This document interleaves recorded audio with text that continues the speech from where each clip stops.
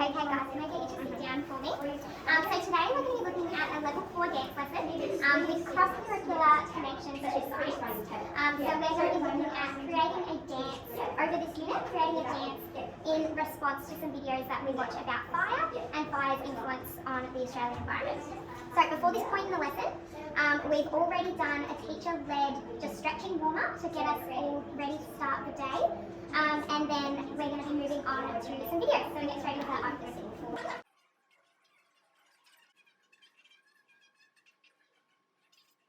So after that video, I want to give you guys a little bit of time to think about what came up for you with the thoughts about fire, so some words that you associate with it, some emotions, and just overall what we learned about fire in that video.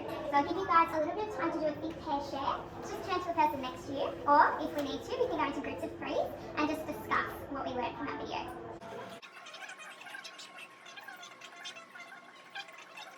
Okay, so I think we've had a little bit of time to go over our thoughts, and I would like you guys to just make some brainstorms of some words and some sentences that are coming up for you from those videos. So we might think about how the fire might have felt for the people going through it, how you feel watching it, and kind of the role that the fire has in the Australian environment. So I'll give you guys some time to write those down.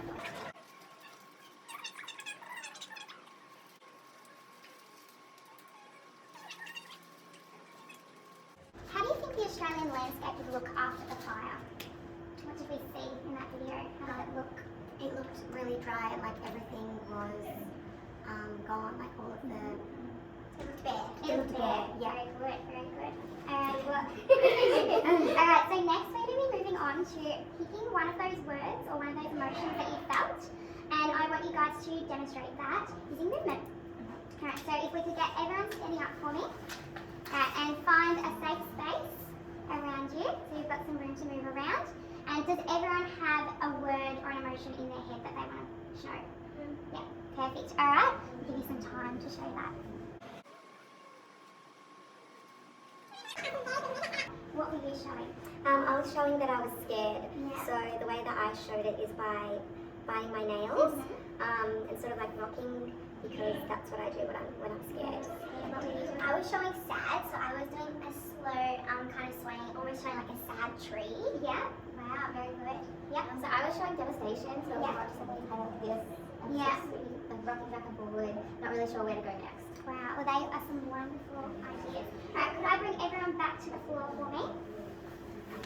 Alright, and now we're going to be looking at another video about fire, but this is going to have a bit of a different perspective to fire.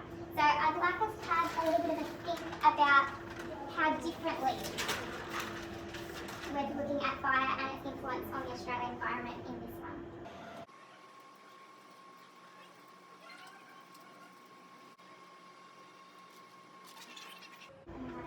So, similarly, I'm going to give you guys a little bit of time to do a think, pair, share and just unpack some of the things that you learnt in that video.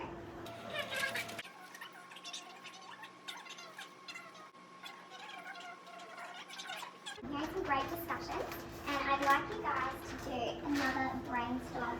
So at this point we're having a look a little bit more at the Indigenous perspectives of using fire and how that affects the Australian environment.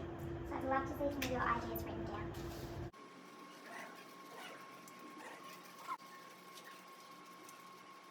So I think we've all had a chance to write down some of our ideas. Who would like to share some of the things that they wrote down, some of the emotions and things about fire that we saw in that video? I felt like I thought of a phoenix rising from the Very good. fire. Very good. You know that, renewal, and good So- things can come out of it. Perfect. So what did you see in that video that would have symbolised the phoenix? Well, they did mention that, all of the like natural, shrubs and sort of medicinal.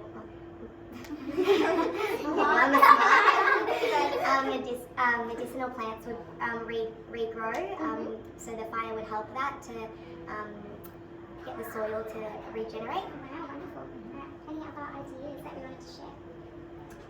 I wrote about, I know we've already talked about it, but I wrote about how they burn the fire, a small fire, to let the animals know that there is fire on the land and give them a time to escape so good ideas. Alright, so can I have everyone standing up with me again? Once again, we're going to represent some of these things through movement. So I'd like everyone to just make sure that they have a safe space to be able to move in, and that there's no one near you, and that you're not going to knock your arms or legs on anything. Alrighty, does everyone have an idea of what they would like to represent through movement? Yeah. Yeah? Perfect. Alright. Give you guys a couple of minutes. Using over there. Yes. What are you representing? I'm with my hands. I'm representing renewal of the plants growing up. Yeah. And what were you doing? I was doing a similar thing. Mine was starting from the ground and going all the way up to show the plants regrowing. Wow. And over here? Mine was kind of people coming together and like working together to rejuvenate the land. Wow. So that's a very different perspective from that. Very good. Very good. Alrighty. So could I have everyone coming back to the floor for me? Alrighty. So we won't be going into this in the video, but to continue on with this lesson, we will continue by breaking off into small groups of probably 3 to 4.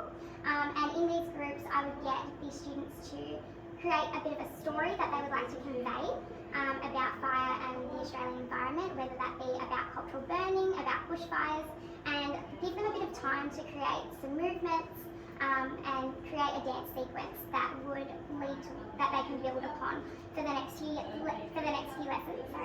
And at the end of the lesson, I would get them to film their progress so that they can refer back to that in the next couple of lessons.